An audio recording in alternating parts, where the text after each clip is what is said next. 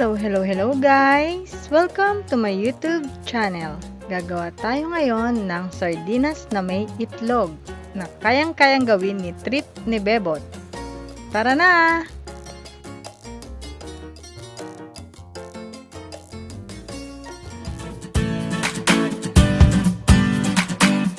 Narito ang mga ingredients na kailangan natin. Bawang, sibuyas, kamatis, isang pirasong itlog, isang lata ng sardinas, asin at paminta. Umpisahan po natin sa pagbubukas ng ating dilata.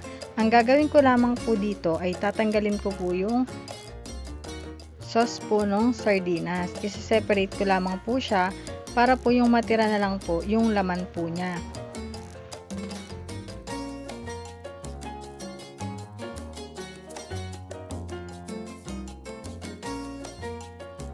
Kapag na-separate na po natin ang laman ng sardinas,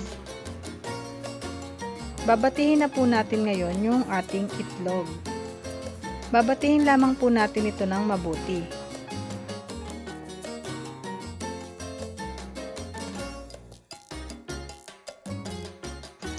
Kapag natapos na po natin itong batihin, pwede na po tayong mag-umpisang magpirito. Lagyan na po natin ng mantika ang ating kawali.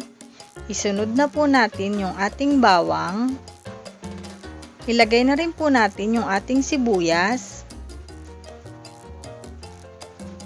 Isunod na rin po natin yung ating kamatis. At lutuin po natin ito ng mabuti.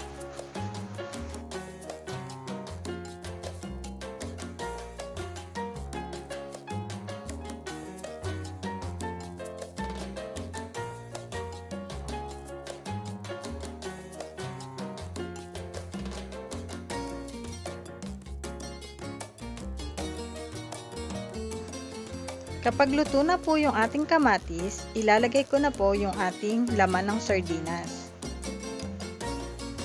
Dudurugin ko lamang po ito.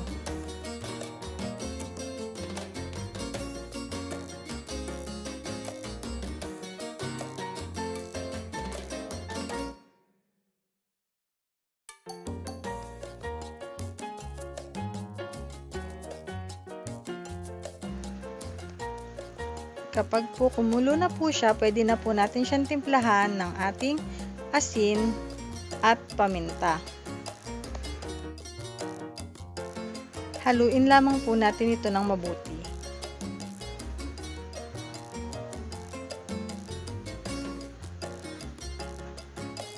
Pwede ko na rin pong isunod na ilagay yung ating binating itlog. Hahalu-haluin lamang po natin ito hanggang sa dumikit na po yung itlog dun po sa ating sardinas.